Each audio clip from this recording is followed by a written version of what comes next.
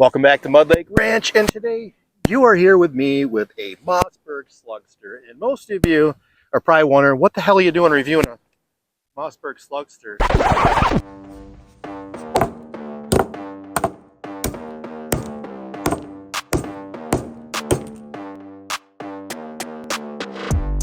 That is not like a popular, well, it is popular, but it's just not what we typically have on the channel.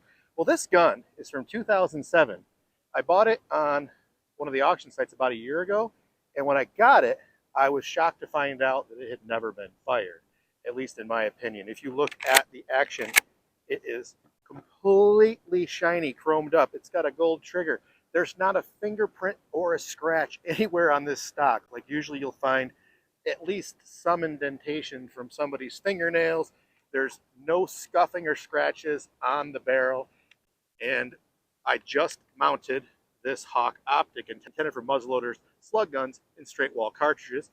That sticker will come off before I get out, but I just mounted this scope up. It's got low profile 1-inch rings, and this cantilever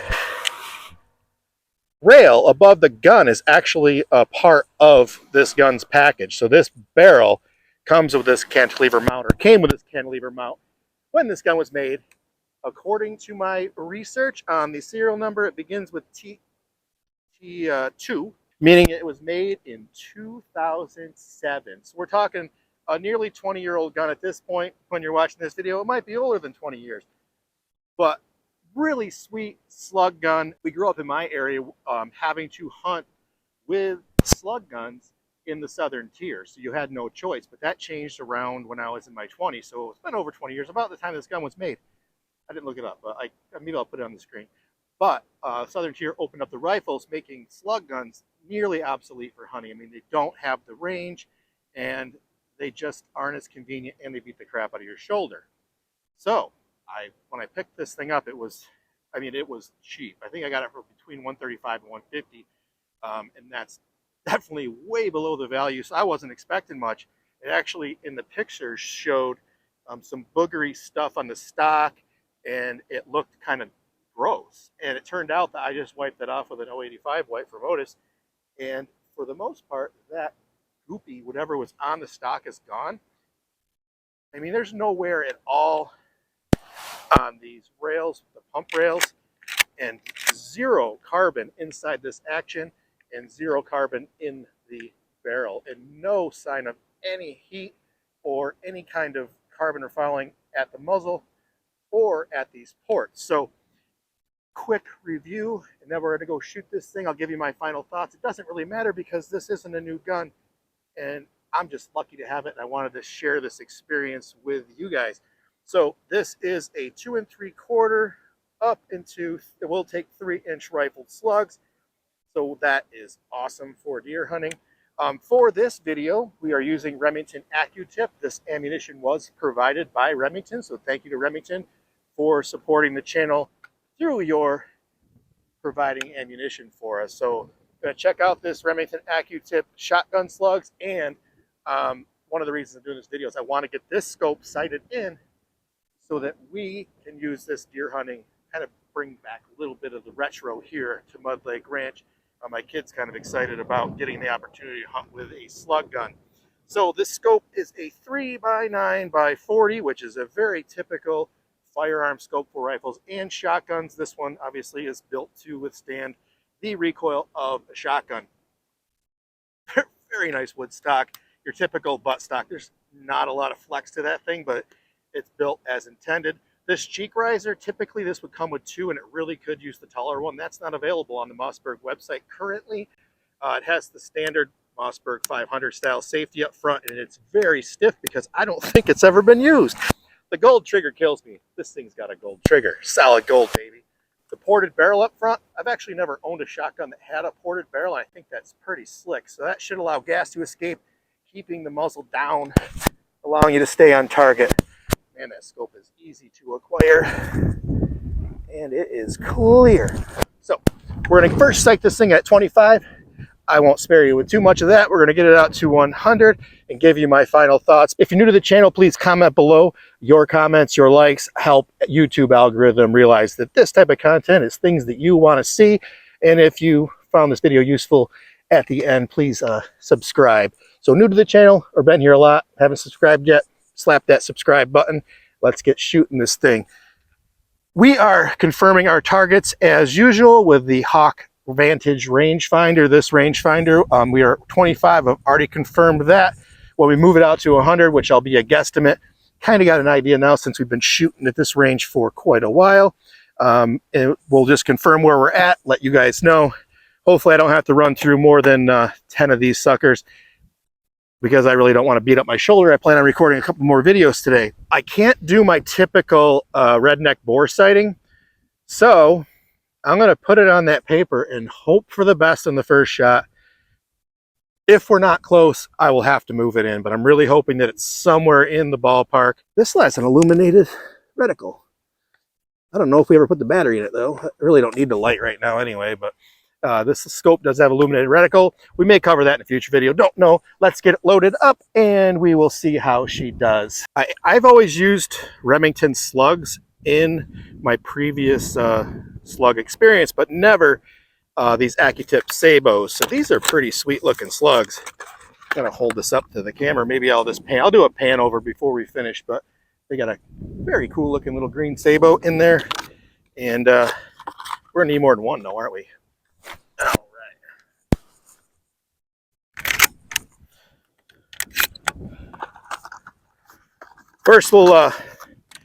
First shot we won't count, but seconds and thirds will count. So I'm going to run 4 in initially. These are 2 3/4 inch slugs. And apparently you can fit 5+1 at a minimum in this sucker. We are on safe. Set this off to the side. Got my iPro on. My iPro is from Heatwave, and my hearing protection is from Otis. This is Ear Shield Ranger Pros. You notice my microphone is tied to the string on here. Man, I hope the audio is working. Last week I used these mics. They're absolutely trash. I can't find my good mics. And then I get out here and both mics, the clips snapped off both while they're in the case. No idea how that's even possible. Maybe it's a sign I shouldn't be recording today. I do have a lot to do. Firewood. I have to do lawns. I got to winterize my RV if I don't forget. All right, we got one in the chamber. We are at 25 yards. I don't think I need that in the way. I'm going to back the camera up a bit. All right, so I didn't record that whole segment. So I've shot. I have not pumped it yet. I hit dead center of the bottom target. I was aiming for the dead center of the entire target, about 5 inches low. Last time I shot out here at this short distance at 25, hit dead nuts. That bullet's still rising, and I hit too high at 100. So I'm thinking I'll just move this out to 100. I'm going to take one more shot since you guys missed that one. And so you can see the recoil. Recoil wasn't bad. I was kind of anxious. I'm going to aim dead center of the whole entire target again. That one hit a little left. All right.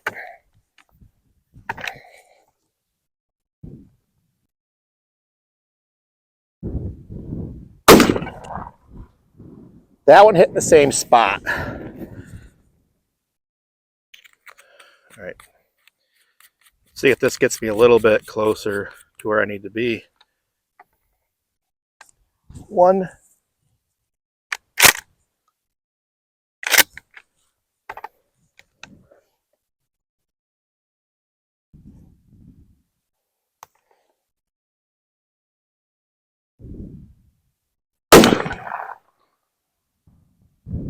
All right, that one's back towards the middle. I'm going to run it out to 100 anyway. Let's go. Just for my reference, I was aiming dead center here. Let me back out a bit and get you closer. So I was aiming here. First shot hit right there, which is awesome. 1, 2, 3, 4 inches. Second shot hit here, third shot hit here. I adjusted to the right, and I hit the same height, but dead center. I'm thinking this is still rising, so we're gonna run her out to 100 and see what happens. All right, it's gonna take a sec to get back there.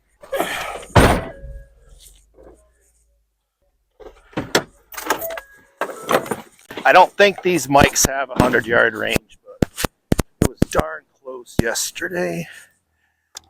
I'm not optimistic, so I'm loading a whole bunch up right now.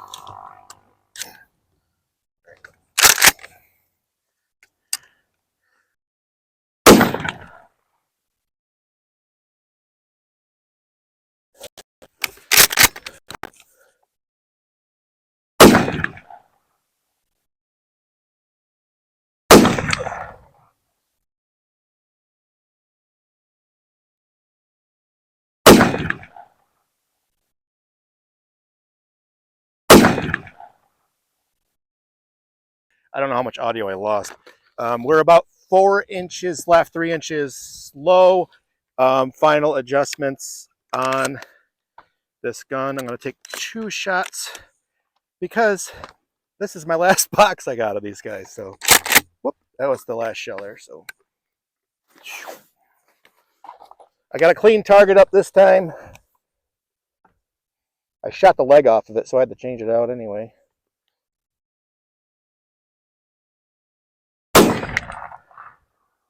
High to the right. All right, let's give it another one. Maybe this is just all over the place.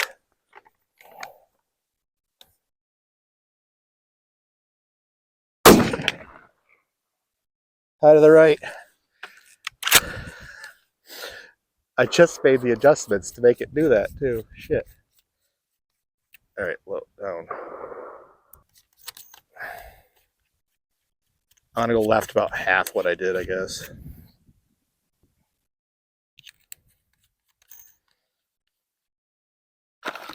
Thank you for sticking around this long.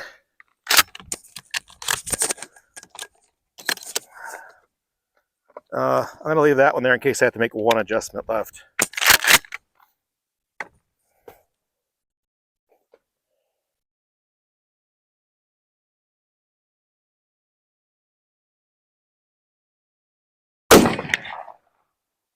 Dead center.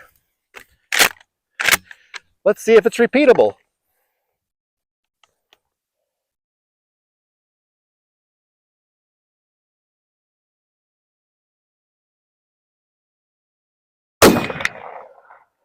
I didn't even hear paper that time, but I did hit high to the left. Usually I can hear it cut the paper. All right, one more. I'm gonna see if where we're at again. I mean, at 100, I'd be okay with shooting a deer with this right now, I think.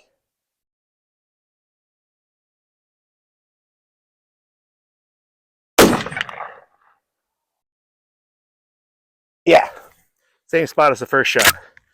All right, walk you out, take a look. Alrighty, we're walked out to the 100-yard target after final adjustments because I don't have any more ammo. This was the first shot, second shot. Adjustment.